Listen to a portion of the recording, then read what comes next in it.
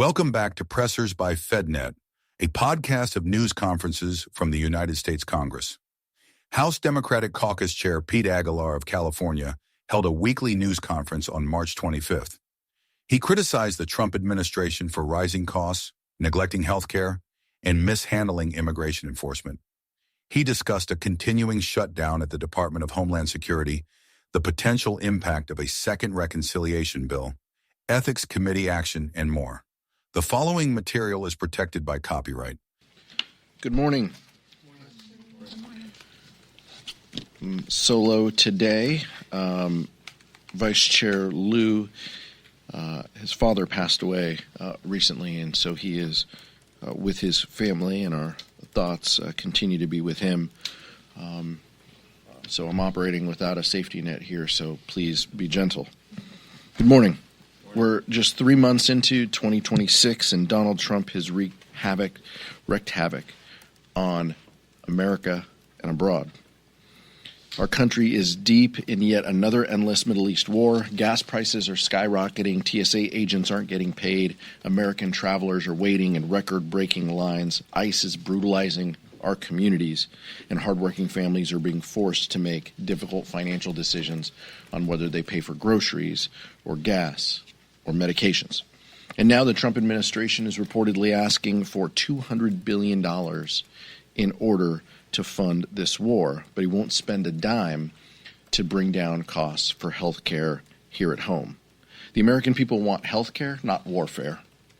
They elected Donald Trump because they truly believed he would keep his promise to lower their costs on day one, end all wars, and make our community safe. Instead, he has been actively driving up costs at the pump and grocery store and unleashed out-of-control ICE agents across the country to terrorize immigrants, detain children, and kill U.S. citizens. And the worst part is that it doesn't have to be this way. Democrats have put forward a proposal that would fund key components of the Department of Homeland Security, including TSA, Coast Guard, FEMA, while we negotiate common sense reforms to ICE. But instead, Donald Trump doubled down on his harmful agenda and said he will only support a shutdown and paying our TSA workers if his partisan voter suppression bill is passed. The American people are worse off under Donald Trump, and they are fed up. In Congress, we're the people's representatives, and it's time for Republicans to start acting like it. We only need 4 House Republicans to join us to force a vote to fund Homeland Security and put an end to the chaos. The American people will be watching. Questions? Nick? It's been reported that some members of the caucus, Congressman Gottheimer, Don Davis, Susie Lee, are meeting over in the Senate with Katie Britt on DHS funding. Does this undercut the caucus position? No, members are going to have conversations about what the path is. We've been incredibly clear that the easiest path is to fund the critical components of Homeland Security, which includes TSA, FEMA, Coast Guard. There are important components within the Secret Service that are funded within Homeland Security. Those are the important pieces that should be funded. Democrats have supported that. Rosa DeLauro's discharge petition. I've stood at this podium for months, for weeks, and told you all that this was an opportunity and a path out. And we even see this reflected in Senator Kennedy saying that, it's Donald Trump who decided not to go down this road. Ted Cruz has said publicly that we need to support and fund the TSA and the components of Homeland Security that I've talked about. So I think anytime our members can have conversations with senators to impart the importance of that, I think it's helpful. Michael. Thank you, Mr. Chair. House and Senate Republicans seem to be moving forward with plans for a second reconciliation bill to fund everything from the $200 billion supplemental request you mentioned in your opening remarks, some of the provisions in the SAVE Act that may not pass muster with the parliamentarian, but we'll see, and ICE and immigration enforcement operations. Some of that they'll look to offset. I'm curious if you think that some of the programs that were affected in the previous reconciliation bill last year would be up for cuts again, Medicaid, SNAP. Just what are your general thoughts on the fact that we could be heading down another reconciliation battle? Have House Democrats had that discussion yet? Kind of where are you all at when it comes to Reconciliation 2.0? There's multiple steps. Thanks for the question. There's multiple steps, to this reconciliation process. First is passing a budget, right, that articulates where these cuts come from, and then each committee of jurisdiction will have the opportunity to weigh in, just as we saw previously.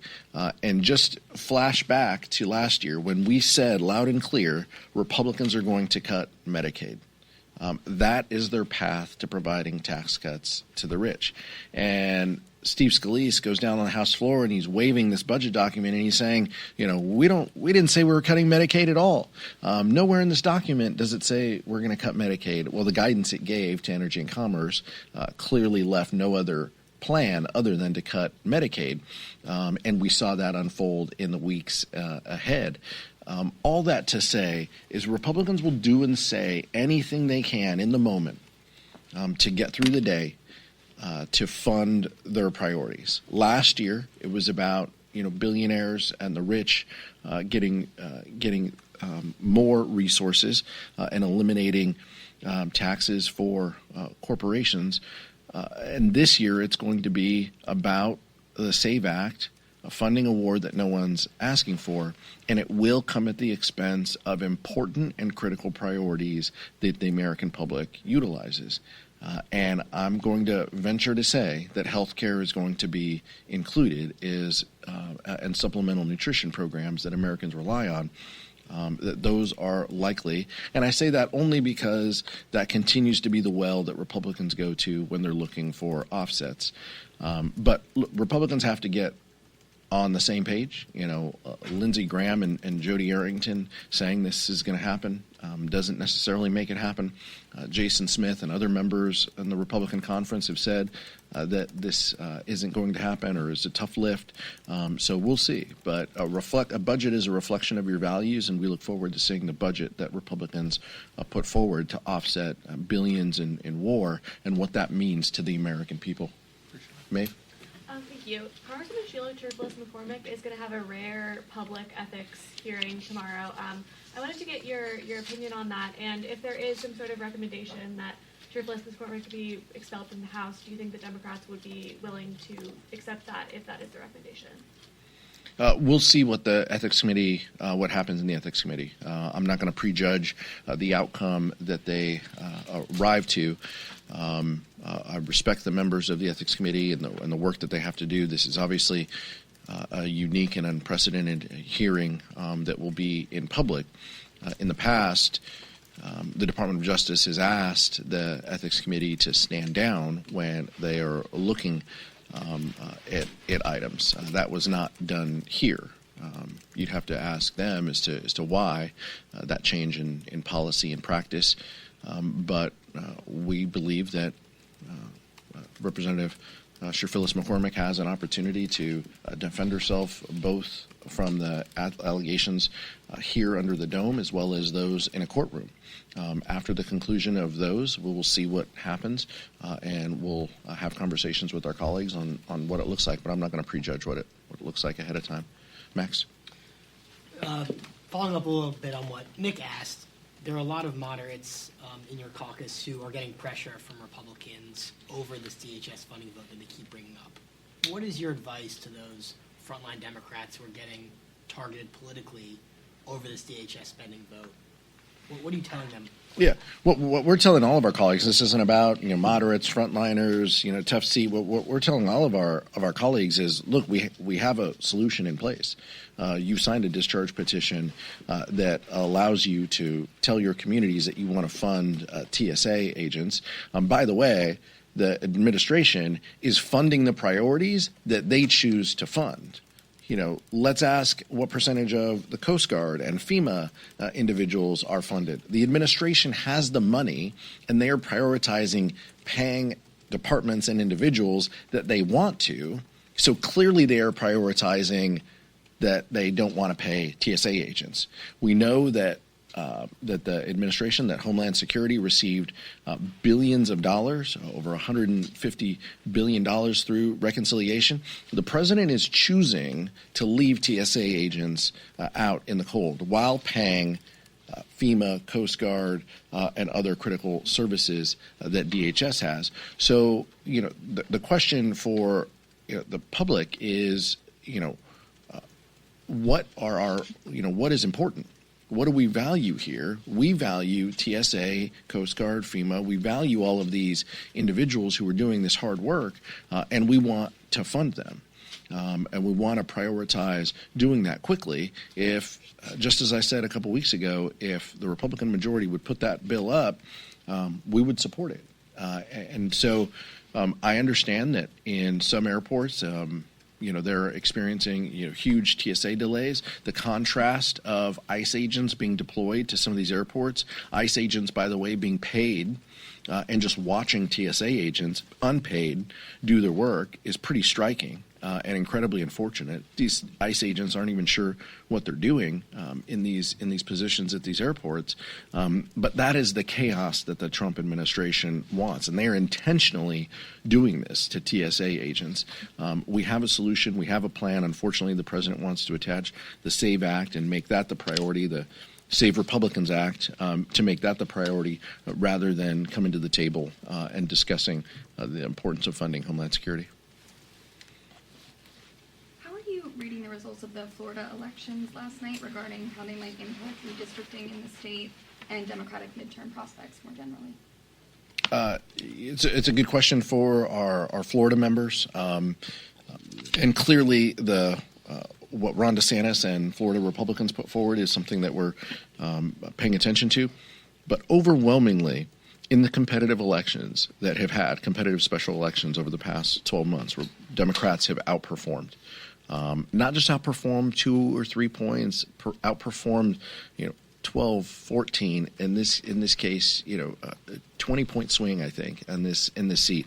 By the way, this is the president's state representative. This is the individual who are representing him and is a resident at Mar-a-Lago. And oh, by the way, he voted by mail, something he's trying to ban around the country, but it's convenient for him to do it, so he did it. But this just sends a resounding message, not just to Floridans, but to Republicans around the country, that the American people are fed up. They're fed up with their costs going up, and the president and this administration and Republicans writ large not doing anything to help them. They would rather spend billions of dollars on a war that they didn't ask for to put U.S. service members in harm's way rather than addressing the issues that they care about. Housing, health care. Those are the things that we hear about back home, and I imagine that that's what dominated the mindset of voters in Florida for these special elections. Tyler? Thank you, sir. For a lot of times around here, a shutdown only lasts a few days. We're now on our second, protracted shutdown of at least part of the government for this Congress. Recesses were usually good motivators to get folks on the same page and strike deals. Is there, something different about this Congress that makes it harder for, members to get on the same page on key funding items or other compromises? Is there something different and, harder to work with the other side here? What is the cause of this? I think the Congress has changed over the years. I think members have become hardened in their positions, and some of the redistricting has created kind of brighter blue and brighter red districts, and maybe there are fewer members who are willing to kind of find that middle. But quite honestly, I think two answers. My default here, Tyler, is to answer your question. And I think two things come to mind. One is the president only has a passing relationship with the truth. He has an inability to work with Congress. He wants to be an authoritarian. He wants to make every decision and to not make us part of it. He doesn't want to treat us as a co-equal branch of government. I think that's the first piece, is the president doesn't tell the truth. The second is our Republican colleagues' inability to point to the first thing. And that's an unfortunate reality. Fewer and fewer members are willing to say in public, on the record, that the president's wrong, we need a new strategy, we didn't have a pretext to go to war, there was no imminent threat, the American people are suffering.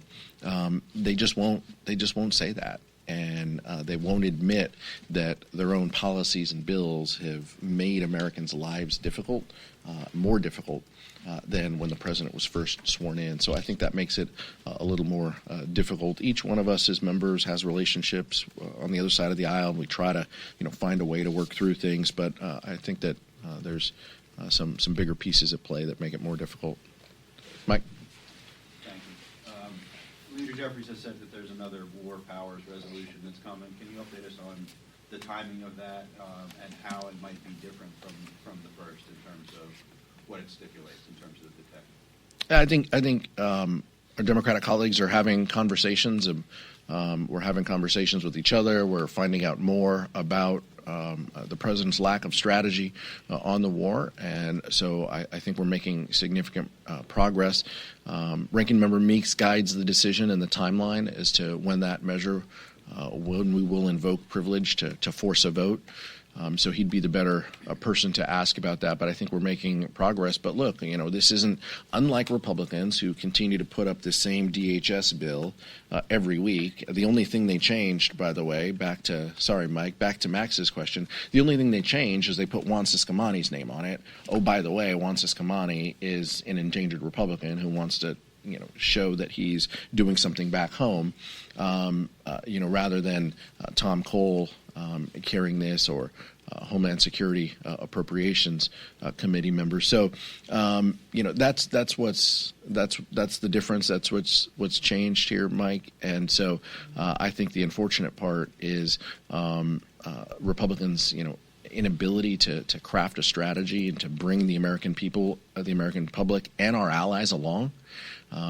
And so we're going to continue to have these conversations, and I know we have some recess planned, but I would imagine shortly after the recess we'll be in a position to make some announcements on that. Thank you, Mr. Chairman. A short while ago, the President reiterated his suggestion that he would send and deploy the National Guard to airports nationwide. So I am wondering if this will move the needle in any way with regards to how the progress of the reconciliation. Members, I haven't seen the report, so I can't comment much on it other than to say, just like individuals who are deployed to airports that are ICE, National Guard individuals are not trained in our screening practices and protocols. They don't have any knowledge or training on ID verification or the important aspects of the work that TSA does every day to keep Americans safe. This is just something that the president wants to do to try to show the American people that he's doing something, when in reality we know what he is doing. He is choosing not to fund TSA. He is choosing to exacerbate the pain that individuals at airports are seeing on a daily basis. Last question. If a deal is not reached soon on DHS or ICE, Republicans are starting to talk about using reconciliation for ICE. So what is your red line for ICE reforms in this current round of negotiations, and is your caucus prepared for none of those reforms to happen if this goes through reconciliation? This is we have engaged in good faith offers. We have sent very clearly the reforms that we want needed. Democrats don't believe in funding a rogue ICE agency without reform. That is our position. And that means within the Homeland Security bill, that means within a reconciliation, that means you don't get additional funding unless you stop terrorizing communities, separating children, and killing U.S. citizens. Like that's our red line. Now we've got a lot of strategies and solutions on how to get there, and we're having conversations about that. But whatever vehicle Republicans choose to fund ICE needs to have reform. And if it doesn't have reform, it's not going to get votes on our side. Now, I can't speak to how Senate Democrats feel on this, but I can speak to how House Democrats feel on it, and that is overwhelmingly the sentiment that we have. So we look forward to finding a resolution. We look forward and are hopeful that the administration decides to engage in real reform efforts under the new secretary, and we hope in the meantime that the administration chooses to fund TSA agents and other critical services that DHS provides rather than intentionally leaving them out in the cold. Thank you so much. Thanks for listening. Unauthorized reproduction, distribution, or use of this episode without expressed written permission from FedNet is prohibited.